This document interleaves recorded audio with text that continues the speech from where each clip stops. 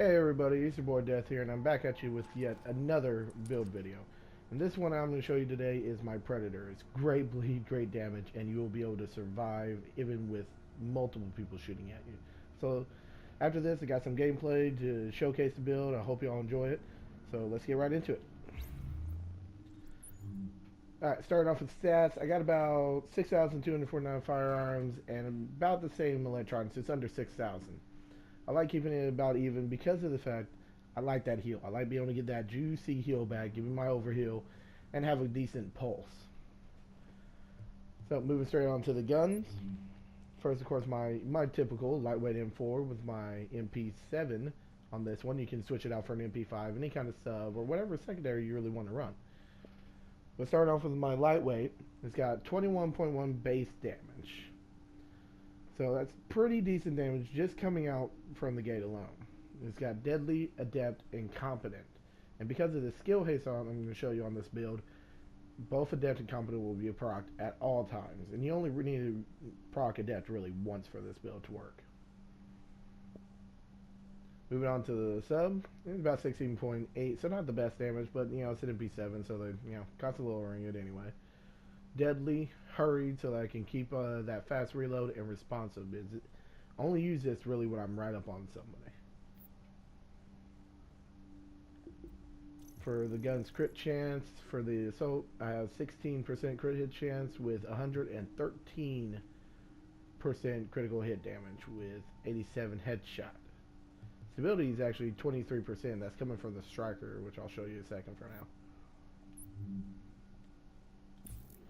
Going on to the mods, I have just a pro red dot sight, crit hit damage, crit chance, headshot. Same for the suppressor. I like running the suppressor. Try to help with those NPCs. Doesn't always work. But crit, head, and crit hit chance. A small group with a little bit of stability and accuracy go a long way.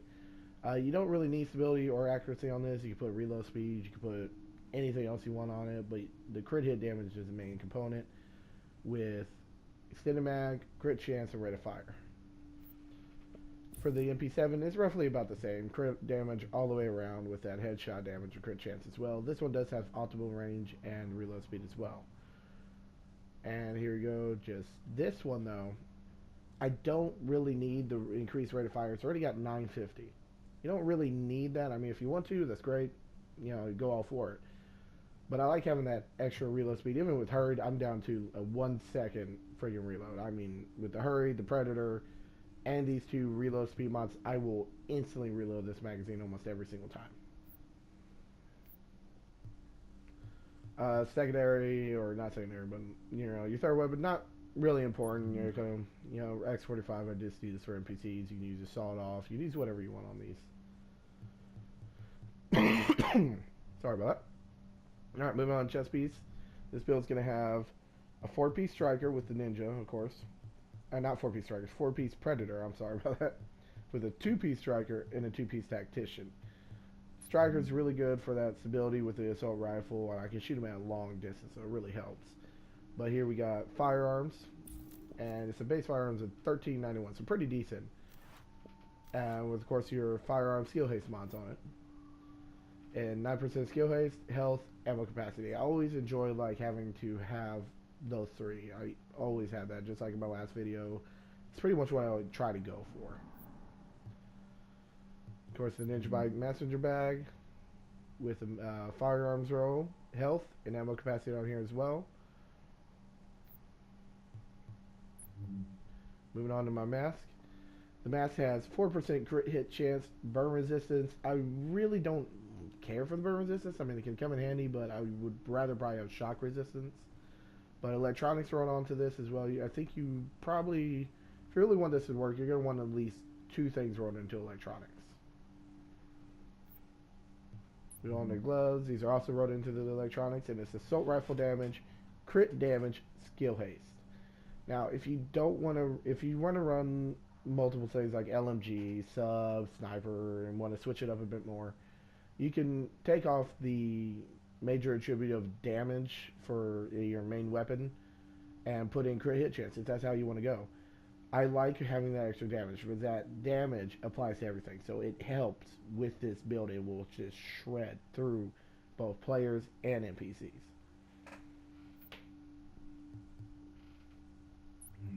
Moving on to the knee pads. We got health, bleed, blind, and unfortunately increased kill XP. Not the best. This one's also wrote into electronics, so I believe I have 3 pieces wrote into electronics on this. If you can, you want to get rid of that increase the LXP. You don't want that. You want shock resistance. My shock resistance is kind of low on this build, and it does hurt me occasionally, especially so when you're using a shock turret, it can destroy me. So you definitely want to have that. Best thing would probably be shock, burn with distort, especially because I'm relying a lot on my skill haste. Of course, hoister. Not the best hoister, but it's doing okay, and it's serving its purpose. So we got 4% crit hit chance on this.